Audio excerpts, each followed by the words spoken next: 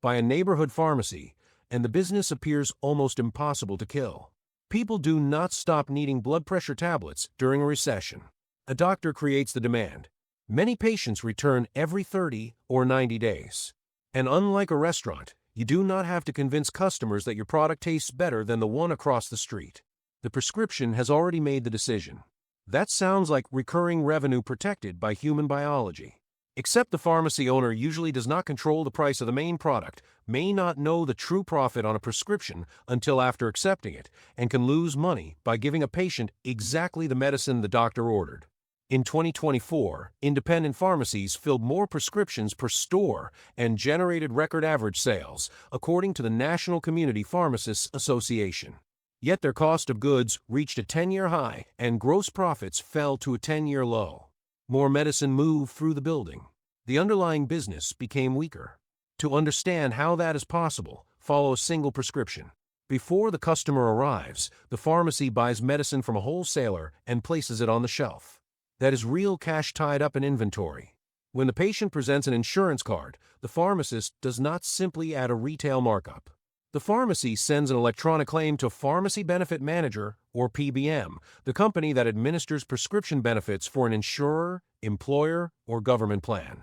Within seconds, the system returns an answer, whether the drug is covered, how much the patient owes, and how much the pharmacy should receive. The patient may see a $10 copay. What the owner sees is a much more complicated transaction involving the patient payment, the plan reimbursement, the acquisition cost of the drug, contractual adjustments, and the cost of dispensing it safely. The person at the counter is the patient. Economically, however, the powerful customer is often the payer controlling access to thousands or millions of insured lives. Consider a purely illustrative claim. A pharmacy buys a medicine for $900. The patient pays $30, and the PBM remits $875.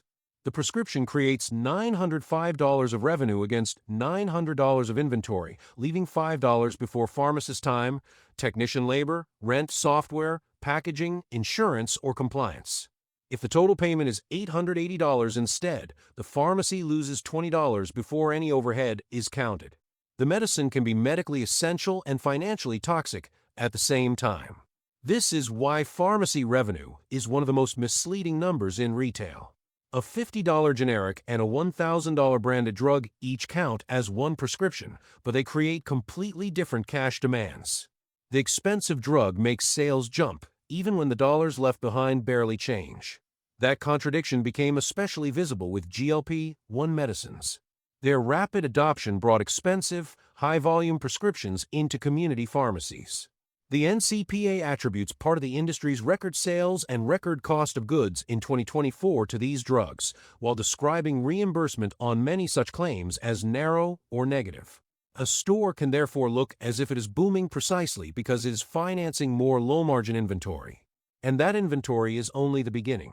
There is no honest universal price for opening a pharmacy. Buying an existing store in a rural town is not comparable with building a new urban location, and state ownership rules differ. But the cost categories are unavoidable. Premises, security, dispensing and claim software, refrigeration, insurance, state licensing, controlled substance registration, where applicable, a wholesaler relationship, and enough inventory to be useful from day one. Then comes the labor. A pharmacy is not merely a shop that happens to sell medicine.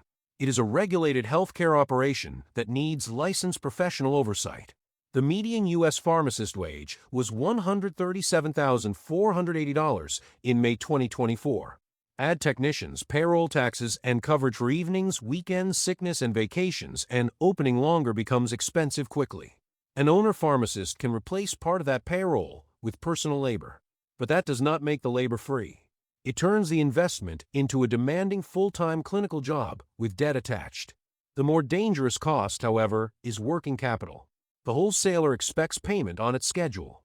The pharmacy receives payer money on another schedule. Inventory may sit, expire, require refrigeration, or become unsellable when demand changes. A few high-cost patients can suddenly require tens of thousands of dollars in additional stock. If reimbursement is delayed, reduced, or reversed, the pharmacy still paid for the medicine. Most retailers choose their markup before selling. A pharmacy often buys first and discovers what a contract will permit later. Why accept such a bad arrangement? Because refusing the contract can mean refusing access to the patients covered by that plan. The Federal Trade Commission found that the three largest PBMs managed 79% of U.S. prescription claims in 2023. The six largest managed 94%.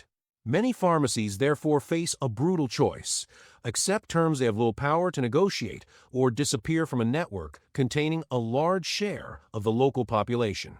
Even the formula can be difficult to see. Reimbursement may use benchmarks such as wholesale acquisition cost or a proprietary maximum allowable cost list. A PBM can update that list frequently. The pharmacy's actual invoice from its wholesaler may move at a different speed. When the reimbursement benchmark falls before the pharmacy can acquire replacement stock at the new price, an apparently ordinary generic can become a loss. Now add vertical integration. The company influencing the formulary and pharmacy network may belong to the same corporate group as an insurer, mail-order pharmacy, or specialty pharmacy. The FTC's 2024 staff report did not claim every transaction was abusive, but it documented the structural conflict and found that PBM-affiliated pharmacies received substantially more than unaffiliated pharmacies for two specialty generic drugs in its case studies. So the middleman can help write the rules, decide which store receives the prescription, and compete with the store affected by those rules. This is the part that breaks the normal retail model. Location, service, and customer loyalty still matter, but they cannot fully overcome a network that requires the patient to go elsewhere. Could volume solve the problem? Only when each additional prescription contributes something after its direct cost. Gross profit is what remains after the merchandise cost.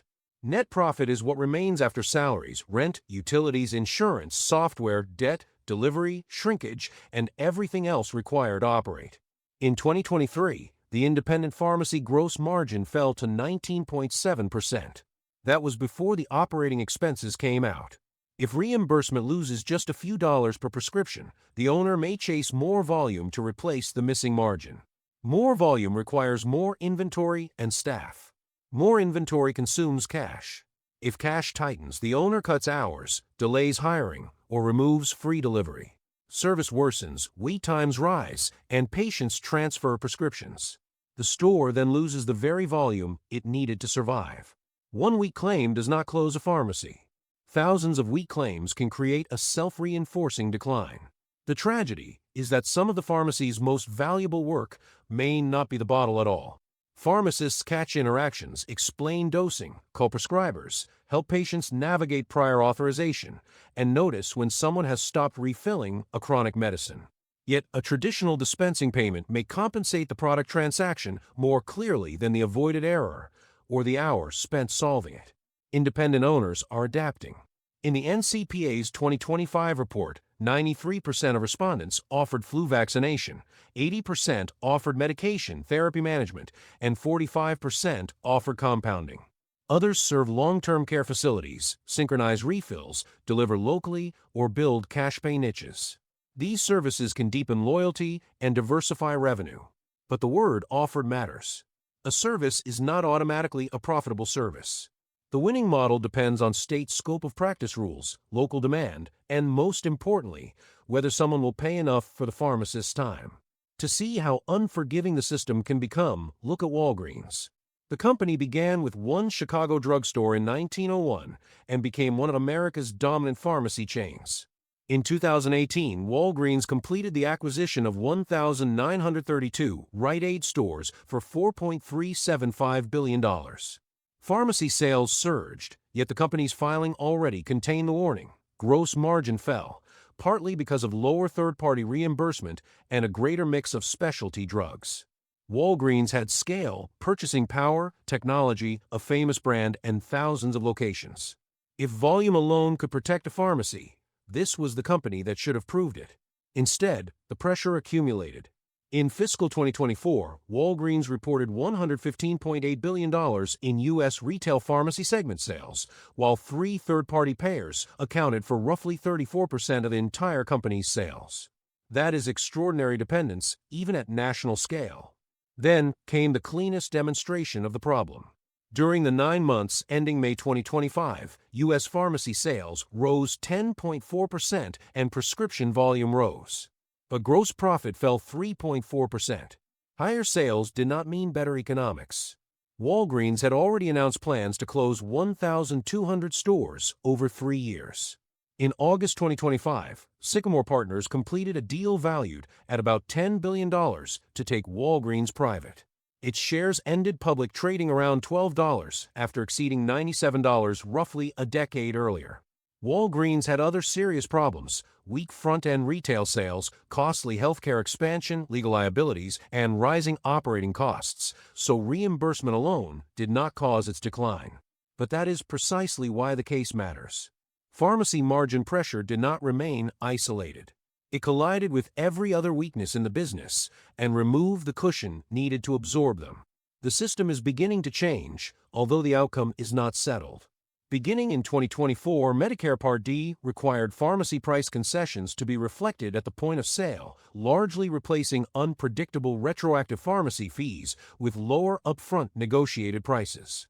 That improved transparency for patients and eliminated nearly all retroactive pharmacy fees, but did not guarantee that the upfront payment covered a pharmacy's acquisition and dispensing costs.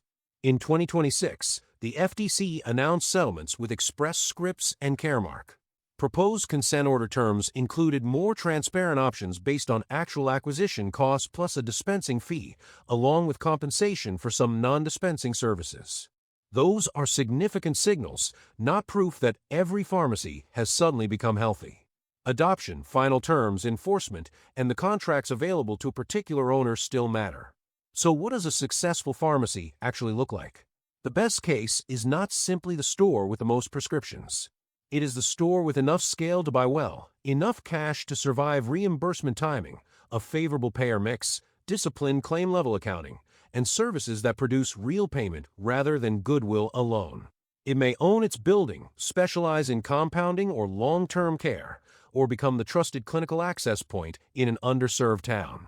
The realistic successful owner earns a respectable living but remains deeply involved, watching inventory, appealing bad reimbursements, managing staff, and continually redesigning the service mix. The negative case looks healthy from outside: busy counter, expensive medicines, millions in sales. Inside, gross profit is shrinking and a credit line is financing prescriptions that add volume without adding cash. The failure case begins when one reimbursement change, labor shortage, or high-cost inventory cycle consumes the remaining liquidity. Hours are cut. Patients leave. The pharmacy closes. And the damage travels beyond the owner. A national study of older adults found persistent declines in cardiovascular medication adherence after a local pharmacy closed, with larger effects among people who had used independent stores. That brings us back to the original illusion. Owning a pharmacy is not mainly about buying medicine wholesale and selling at retail. It is about financing a regulated healthcare service inside a payment system whose most powerful participants may control the price, the network, and even a competing pharmacy. The bottles are the visible product. The real business is surviving the space between what the medicine costs and what the system decides your care is worth.